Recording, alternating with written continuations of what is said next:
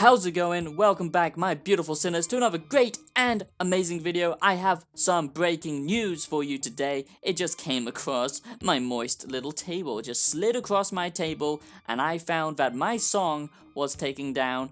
Actually, it wasn't my song. I did a remix, if you weren't aware, of Pewdiepie's recent Cocomelon Diss Track, his song Coco, and it got taken down. Luckily, I deleted my video before YouTube could strike me down, because I'm a smart little boy, and they've tried to do this to me before, but this time I was too quick for them, I hope. But anyway, that's right, breaking news, Pewdiepie's diss track has been taken down for violating cyberbullying child safety rules. That's right, my sinners, this is some dark, dystopian stuff that we are seeing right now. We are literally now entering a point of having zero freedoms of speech, zero creativity. You know, if they can take down a super rich multi-millionaire like PewDiePie, okay, you know, he is the biggest creator on the platform, and if they can take him down, just imagine how it feels to be a smaller creator like me. It's absolutely terrifying, okay? We are now entering this dystopian age. I've been warning and I've been talking about it for many years. Just check out my dystopian series where big tech giants and all these technologies that have got us hooked as a society that we are plugged into like cyborgs, okay? Now we have lost all our control, all of our freedoms, and all of our rights because, first of all, let me just say, music is a form of expression. It is a creative art form, okay? I would know I'm a musician, okay? And I make music, you know, 24/7, futuristic music. Go check it out down below.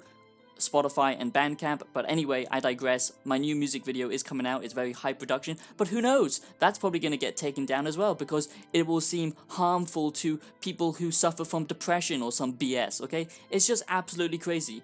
We see mainstream musicians, you know, women like WAP, walking around parading, you know, showing pretty much everything, leaving nothing to the imagination, but that's somehow deemed as brave and wonderful because somehow that promotes, it just promotes their disgusting agenda. It's sick, okay? It's making women, you know, degrade themselves. It's teaching little girls that this is the way that they can actually get ahead in life, is by parading around, having low self-esteem. It's not making them strong, it's not making them powerful. It's literally viewing them as objects, which is the whole point, which they always talk about with toxic masculinity and all this BS trying to destroy men.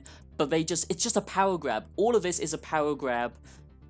And it's so obvious to me that this dystopian future is now being implemented, that everything is becoming digital currencies, everyone's interacting through digital means, and now someone like PewDiePie, and I don't care if you don't like him, I personally do like him and I like his content, but music should fall under creative expression, and there's a lot of leeway when it comes to do with music. I mean, Bella Delphine got away with it for ages because of music, and I think that's fair because if they can get away with it, you know, the big mainstream artists who do all this crazy stuff, talk about drugs, you know, promoting drug use, which is a disgusting thing in the music industry, promoting underage, you know, garbage, toxic behavior, and promoting, you know, just showing off your body and being a little skimpy, you know what, it's just crazy that he got taken down because of violating cyberbullying, child safety rules. I mean, it's crazy. If you know anything about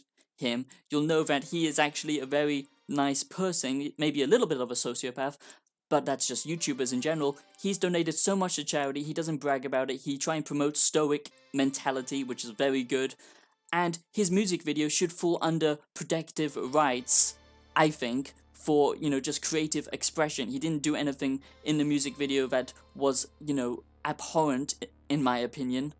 He sweared in front of kids. Well, that's just language, and who cares? That's up to the parents. It's not up to you as a society. It's up to the parents if they want to, you know, expose their children to that kind of language, okay? It's not up to you, and language shouldn't be treated as some kind of harmful weapon because that's how it becomes controlled. Second of all, people are saying he used weapons in the videos, but if you watch the music video, you'll see that only paper weapons were used, cardboard weapons, when given to the children, and then, oh god, it actually says in this article, PewDiePie also hands what appears to be plastic weapons to a few kids who use them to attack a melon. YouTube's team decided to remove the video because it contained imagery that was inappropriate for children despite looking like it was made for kids. I wonder how that works in this current dystopian consumer capitalist society where we literally sell toy guns, toy narcotics, anything, that is designed for kids that do have realistic imagery, like plastic guns or anything of that sort. That is just absolute BS. This is just a way for them to show you, the establishment to show you that now you don't have any control, and if you are trying to go against the establishment, they still have the power to take you down as an independent creator, but the mainstream and the people who are within the circle can get away with pretty much anything, and they can release any kind of music video that they want, even though it promotes absolutely disgusting behavior. Absolutely disgusting. This is literally the world that we live in. It's George Orwell. This is 2021. And I'm John Connor, and this is The Resistance.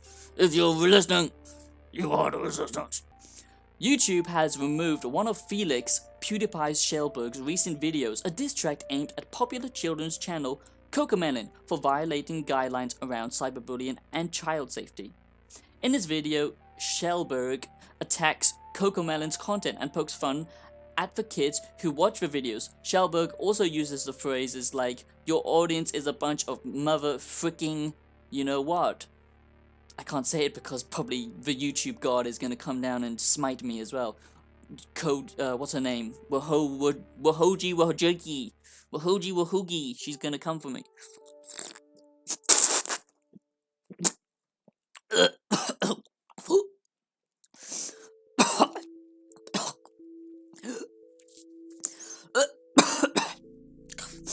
I've been shot through the window.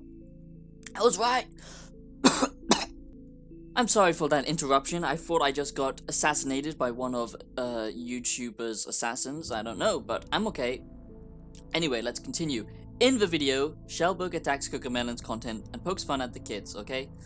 Your audience, yeah, well, I've already said that, which could violate YouTube's guidelines, so it doesn't even say it does. I mean, this is just the hypocrisy of big tech and YouTube and these, massive corporations that control technology, that can social engineer people, that have control over all of our lives, that can even censor the most powerful people in the world, like Donald Trump. Orange man is bad, okay? You just have to say everything, you have to go along with this new communist regime, this new agenda that is basically trying to make, everyone interact in digital ways, control the mass populace, and have tighter restrictions worldwide, and having currency basically being redistributed so that no one can actually own anything, and everything just becomes like a dystopian future. That is where we are heading, and these people have the power to literally deplatform anyone now, and they're doing this with PewDiePie to show as an example that you can't get away with this stuff, even though tons of other people get away with it. Mainstream artists, like I said, get away with it, but they know the right people, they are in the right circle, they are still in the establishment, which is very different from the internet. And the internet is now so more powerful than the establishment, but still they are trying to take hold because they know that's how they can control the information. But anyway, just for example, YouTube's guidelines on nudity and stuff like that, okay? I've seen some crazy thumbnails. I'm not calling out anyone. I like MXR, okay, and his content, but he uses crazy thumbnails all the times of, girls in bikinis and stuff like that. He never gets his ads demonetized. If I ever use just a slightly, like for my TikTok video, quite recently, I used a little bit of imagery of a girl, but she was completely covered up, but I still got demonetized, right? I can get demonetized for pretty much anything because I'm a smaller creator. But this just shows you it doesn't even apply to us anymore, it applies to everyone.